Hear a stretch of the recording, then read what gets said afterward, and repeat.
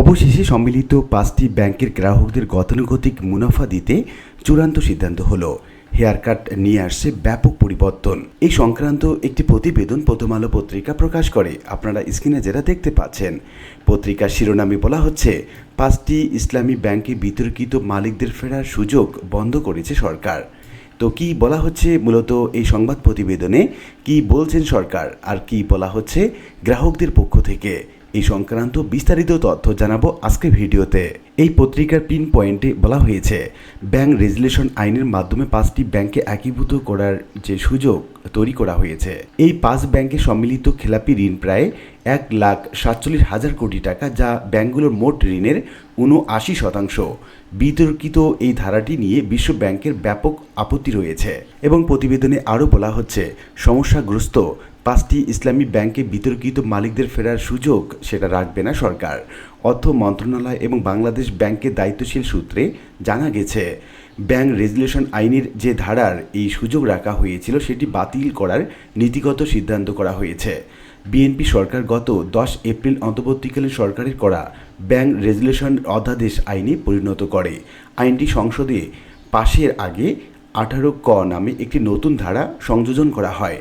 এই ধারায় বলা হয়েছে, কোনো ব্যাংক রেজুলেশনের আওতায় যাওয়ার আগে যারা এর আগের শেয়ার ধারক ছিলেন তারা চাইলে পরের আবার সেই ব্যাংকের শেয়ার, সম্পদ এবং দায় নেওয়ার জন্য বাংলাদেশ ব্যাংকে আবেদন করতে পারবেন। বাংলাদেশ ব্যাংক চাইলে অন্য কোনো উপযুক্ত ব্যক্তিকেও এই সুযোগ দিতে পারবে। অবশ্য এর জন্য আবেদনকারীকে সরকার এবং বাংলাদেশ ব্যাংকের দেয়া সব অর্থ ফেরত দেয়া সহ বিভিন্ন শর্ত পূরণের অঙ্গীকার করতে হবে। 18 ক ধারা যদি বাতিল করা হয় তাহলে এটি হবে সবচেয়ে ভালো একটি সংবাদ। তবে দেখতে হবে পুরোপুরি বাতিল হবে নাকি বদলে এর আবার নতুন কিছু যুক্ত হচ্ছে। মোহাম্মদ জাহিদ হোসেন, সাবেক মুখ্য অর্থনীতিবিদ, বিশ্ব ব্যাংকের ঢাকা কার্যালয়ের, তিনি মূলত এই মন্তব্য করেছেন। ব্যাংক রেজুলেশনের আইনের নতুন ধারাটি যুক্ত করার পর বিতর্ক তৈরি হয়। সংসদে বিরোধী দলগুলো বলতে থাকে, এস আলম সহ বিতর্কিত ব্যবসায়ীদের হাতে ব্যাংকের নিয়ন্ত্রণ ফিরিয়ে দিতেই এই ধারা যুক্ত করা হয়েছে। অন্তর্বর্তীকালীন সরকারের অধ্যাদেশ অনুযায়ী গত বছরের 2 ডিসেম্বর এক্সিম, সোশ্যাল ইসলামী ব্যাংক, ফার্স্ট সিকিউরিটি ইসলামী ব্যাংক, ইউনিয়ন এবং গ্লোবাল ইসলামী ব্যাংক, এই 5টি ব্যাংক একীভূত হয়ে সম্মিলিত ইসলামী ব্যাংক হিসাবে কার্যক্রম শুরু করে। এর মধ্যে নাসা গ্রুপের মালিকানাধীন এক্সিম ব্যাংক ছাড়া বাকি 4টি ছিল এস আলম গ্রুপের নিয়ন্ত্রণাধীন। বিশ্ব ব্যাংকের ঢাকা কার্যালয়ের সাবেক মুখ্য অর্থনীতিবিদ মোহাম্মদ জাহিদ হোসেন প্রথম আলোকে বলেন, 18 ক ধারা যদি বাতিল করা হয় তা ভালো সংবাদ হবে। তবে দেখতে হবে পুরোপুরি বাতিল হবে নাকি এর বদলে নতুন কিছু যুক্ত করা হবে। এখন সবার মনে প্রশ্ন, বাতিল কেন করা হচ্ছে?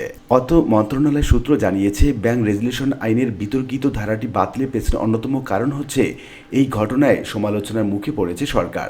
আবার বিশ্ব ব্যাংকও ধারাটি চায় না। অর্থ মন্ত্রণালয় এবং বাংলাদেশ ব্যাংকের শীর্ষ পর্যায়ের একাধিক সূত্র জানায়, বাংলাদেশ ব্যাংকের সক্ষমতা বৃদ্ধি, খেলাপি ঋণ কমানো সহ আর্থিক খাত সংস্কার এবং সার ও জ্বালানি তেল আমদানিতে বিশ্ব ব্যাংক থেকে যে অর্থ পেতে চায় সরকার, তা পাওয়ার জন্য কাজটি সহজ হবে না। ঋণ সহায়তা দিতে ব্যাংক রেজুলেশন আইনের বিষয়ে কোনো শর্ত দেওয়া হয়েছিল কিনা তা জানতে চাওয়া হয়েছিল বিশ্ব ব্যাংকের কাছে। বাংলাদেশ এবং ভুটানের জন্য বিশ্ব ব্যাংকের বিভাগীয় পরিচালক জা পেসমে লিখিত বিবৃতিতে গতকাল মঙ্গলবার প্রথম আলোকে বলেন, বাংলাদেশের সঙ্গে বিশ্ব ব্যাংকের সংলাপ অব্যাহত রয়েছে। একটি শক্তিশালী, পর্যাপ্ত এবং মূলধন সমৃদ্ধ ব্যাংক খাত, আর্থিক খাতের স্থিতিশীলতা, বেসরকারি খাত নির্ভর কর্মসংস্থান সৃষ্টি বাংলাদেশের জন্য গুরুত্বপূর্ণ। এই পরিপ্রেক্ষিতে ব্যাংক রেজুলেশন সংক্রান্ত আইনি কাঠামোকে আন্তর্জাতিক সর্বোত্তম চর্চার সঙ্গে সামঞ্জস্যপূর্ণ হতে হবে। দুর্বল এবং স্বল্প মূলধন সম্পন্ন ব্যাংকগুলোর সমস্যা কার্যকরভাবে মোকাবিলার জন্য এটি অপরিহার্য।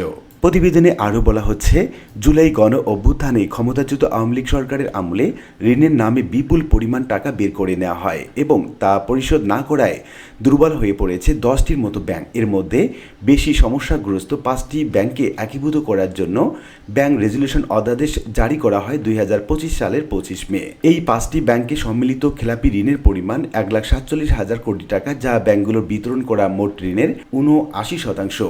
সর্বোচ্চ 98% খেলাপি ঋণের হার ইউনিয়ন ব্যাংকে, ফার্স্ট সিকিউরিটি ইসলামী ব্যাংকে 96%, গ্লোবাল ইসলামীর 95% এবং সোশ্যাল ইসলামীর 62% এবং সেই সঙ্গে এক্সিম ব্যাংকের 48% খেলাপি ঋণ রয়েছে। এদিকে বিএনপি সরকার অন্তর্বর্তীকালীন সরকারের জারি করা 133টি অধ্যাদেশের মধ্যে 110টি অনুমোদন করেছে। কিছু অধ্যাদেশ পাশ করার সময় সংশোধনী আনা হয়েছে, যার মধ্যে রয়েছে ব্যাংক রেজুলেশন অধ্যাদেশ। বিএনপি সরকার গঠনের 1.5 মাস পর অধ্যাদেশটি সংশোধনের জন্য গত 1 এপ্রিল অর্থ মন্ত্রণালয়ের আর্থিক প্রতিষ্ঠান বিভাগের অতিরিক্ত সচিব মোহাম্মদ আজিম উদ্দিন বিশ্বাসকে আহ্বায়ক করে 10 সদস্যের কমিটি গঠন করা হয়। আর্থিক প্রতিষ্ঠান বিভাগের সূত্র বলছে, কমিটির সুপারিশে পুরনো মালিকদের ব্যাংকে ফেরার সুযোগ রাখার প্রস্তাব ছিল না। বাংলাদেশ ব্যাংকও তা জানত না। সংসদে বিল উত্থাপনের আগে শেষ মুহূর্তে 18 ক ধারা যুক্ত করা হয়। এই ধারার সমালোচনা শুধু বিরোধী রাজনৈতিক দলগুলো করেনি, অর্থনীতিবিদ, ট্রান্সপারেন্সি ইন্টারন্যাশনাল বাংলাদেশ টিআইবি এবং ব্যাংকার্স অ্যাসোসিয়েশন অব বাংলাদেশ এই ধারাটি নিয়ে প্রশ্ন তুলেছিল। আইন পাশের পর টিআইবি এক বিবৃতিতে বলেছিল, দুর্বল ব্যাংকের পুরনো শেয়ারধারীদের পুনর্বাসনের সুযোগ তৈরি করা হয়েছে, যা ব্যাংক খাতকে আবারও দুর্নীতি এবং লুটপাটের ঝুঁকিতে ফেলতে পারে। বিএনপি নেতারা গত 11 মে বাংলাদেশ ব্যাংকের গভর্নর মোস্তাকুর রহমানের সঙ্গে দেখা করে এই ধারা নিয়ে তাদের উদ্বেগের কথা জানান। অবশ্য বিষয়টি নিয়ে কারো কারো ভিন্ন মত ছিল। তাদের মত হলো, ব্যাংক একীভূত করতে গিয়ে সরকারকে বিপুল অঙ্কের টাকা ব্যয় করতে হবে। তার বদলে ব্যাংকগুলো বিতর্কিতদের বাইরে অন্য কারো মালিকানায় দেয়া হলে সরকারকে বড় ধরনের আর্থিক চাপ নিতে হতো না। আইনটি সংশোধনী উত্থাপনের সময় অর্থমন্ত্রী আমির খাসরু মোহাম্মদ চৌধুরীও বলেছিলেন, রাষ্ট্রীয় কোষাগারে অর্থ দিয়ে সমস্যাগ্রস্ত ব্যাংক উদ্ধার করার মতো সক্ষমতা সরকারের নেই। সেই কারণেই এই সুযোগ রাখা হয়েছিল। 5টি ব্যাংকে একীভূত করে গড়ে তোলা নতুন ব্যাংকের মূলধন 35,000 কোটি টাকা। এর মধ্যে সরকার দেবে 20,000 কোটি টাকা। এছাড়া ব্যাংক এবং আর্থিক প্রতিষ্ঠানের চাঁদার টাকায় গড়ে ওঠা বাংলাদেশ ব্যাংকের আমানত বীমা তহবিল থেকে 7,500 কোটি টাকা রূপান্তর করা হবে। বাকি 7,500 কোটি টাকা ব্যাংকগুলোর প্রাতিষ্ঠানিক আমানতকে শেয়ারে রূপান্তর করার সিদ্ধান্ত আছে। ব্যাংক সংশ্লিষ্টরা বলছেন, একীভূত ব্যাংকটিকে উদ্ধার করতে সরকারকে আরও টাকা দিতে হতে পারে। অর্থ মন্ত্রণালয়ের সূত্র বলছে, ব্যাংক রেজুলেশন আইনটির বিতর্কিত ধারাটি বাতিলের সিদ্ধান্ত এখনও নীতিগত পর্যায়ে রয়েছে। সরকারের সিদ্ধান্ত পেলে অর্থ মন্ত্রণালয় প্রক্রিয়া শুরু করবে। বাতিলের জন্য প্রয়োজন হবে আইনের সংশোধনী। জাতীয় সংসদের বাজেট অধিবেশনের সংশোধনীটি উঠবে কিনা সে বিষয়ে আনুষ্ঠানিক বক্তব্য পাওয়া যায়নি। টিআইবি নির্বাহী পরিচালক ইফতেখারুজ্জামান প্রথম আলোকে বলেন, সরকার এই নীতিগত সিদ্ধান্তকে আমি সতর্কতার সঙ্গে সাধুবাদ জানাচ্ছি। সতর্কতার কারণ, ব্যাংক খাতে বিনিয়োগের ক্ষেত্রে কিছু বিতর্কিত দৃষ্টান্ত দেখা যাচ্ছে। তিনি বলেন, কোনো সংস্থা সত্ত্বে নয়, বিতর্কিত ধারা বাতিল করা সরকারের নিজস্ব সিদ্ধান্ত হওয়া উচিত ছিল, কারণ এই ধারা বিএনপি সরকারের নির্বাচনী ইশতেহার এবং জুলাই সনদের চেতনার সঙ্গে সাংঘর্ষিক। এখন এই সম্মিলিত 5টি ব্যাংকের গ্রাহকদের জন্য যে সংবাদটি আমি দিব সেটা হচ্ছে হেয়ার কাট বাতিল।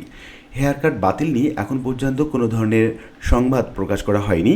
সেক্ষেত্রে অনেক ধরনের ইউটিউবার কিংবা অনেক ধরনের সংবাদে আমরা দেখতে পাচ্ছি হেয়ার কাট বাতিল নিয়ে বিভিন্ন রকম সংবাদ পরিবেশন করছে। বিষয়টি একদম গুজব বলা যেতে পারে। আর সেই সঙ্গে সব টাকা ফেরতের ক্ষেত্রে যে নতুন সিদ্ধান্ত হয়েছে সেটা হচ্ছে 3 মাস পর পর বা প্রতি কিস্তিতে 2 লাখ টাকা পর্যন্ত তোলা যাচ্ছে। আর যারা বিভিন্ন রকমের দুরারোগ্য অর্থাৎ জটিল রোগে আক্রান্ত তারা সম্পূর্ণ টাকা কিংবা পর্যাপ্ত টাকা তুলতে পারছেন বলে জানা গেছে সরকারের পক্ষ থেকে। আশা করি বিষয়টি বুঝতে পেরেছেন।